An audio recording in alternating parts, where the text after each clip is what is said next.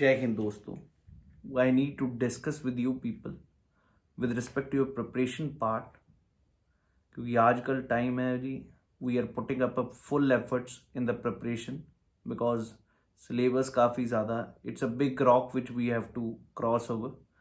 So how to prepare for this, ये तो सभी लोग जानते हैं भाई, मेहनत करनी पड़ेगी. लेकिन कुछ ना कुछ जब हम पढ़ रहे हैं तो हमें पढ़ाई में रोज़ का एक शेड्यूल है, एक टारगेट्स हैं जो हमें अचीव करने हैं.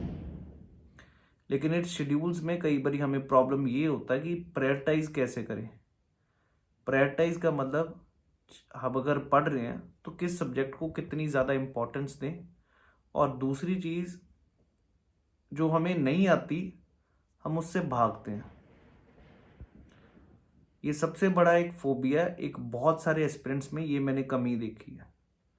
स्पेशली जो मैथ से डरते थे, पहले दिन से डरते थे, वो तो पहले ही ओटीए में शिफ्ट हो चुके कि भाई मैथ्स हमसे हो नहीं सकता, जबकि है 10th लेवल का मैथ्स.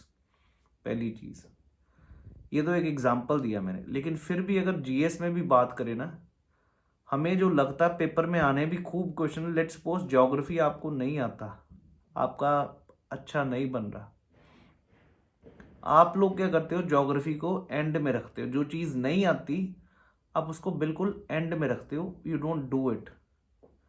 और आप बिल्कुल लेजीनेस से प्रोक्रास्टिनेट करते हो जी. जो चीज़ आती है पहले की उसी को पढ़ रहे हो. 90% of you will be reading polity at least 100 times.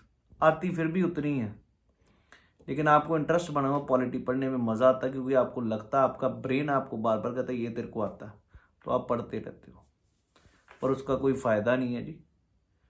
This examination is to, we have to cross the rock. तो हमें जो बड़ी बड़ी चीज़ें हैं ना, जो इम्पोर्टेंट भी है, जहाँ से क्वेश्चंस आने हैं. कईयों का साइंस बैकग्राउंड ही, वो साइंस छोड़ के बैठे होते हैं पहले, मतलब एंड में करेंगे.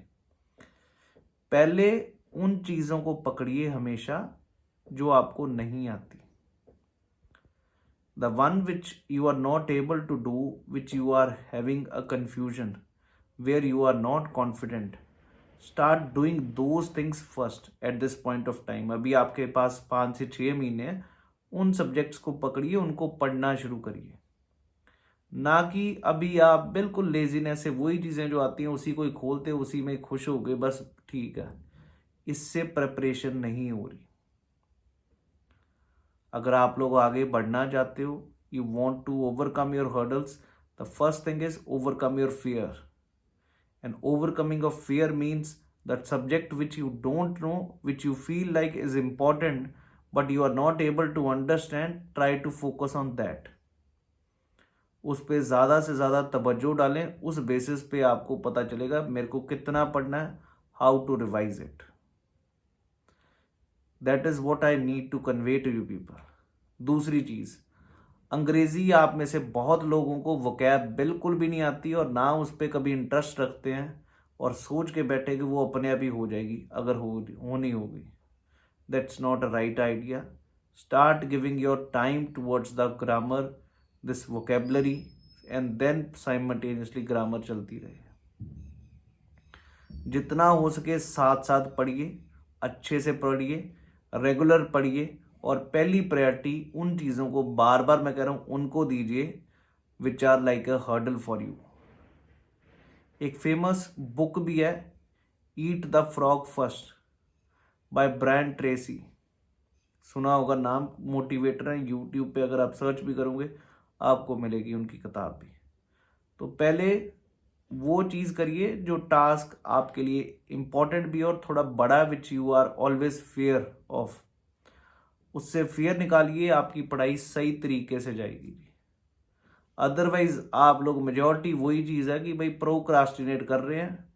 जो चीज़ें हमें पढ़नी नहीं है, जो मतलब पहले की पढ़ी हुई हैं, उसी को बार बार पढ़ रहे हो. कुछ नया नहीं कर रहे.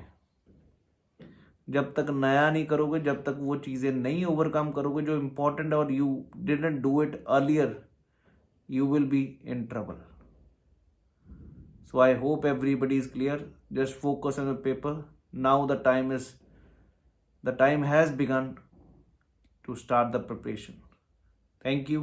Jai Hind.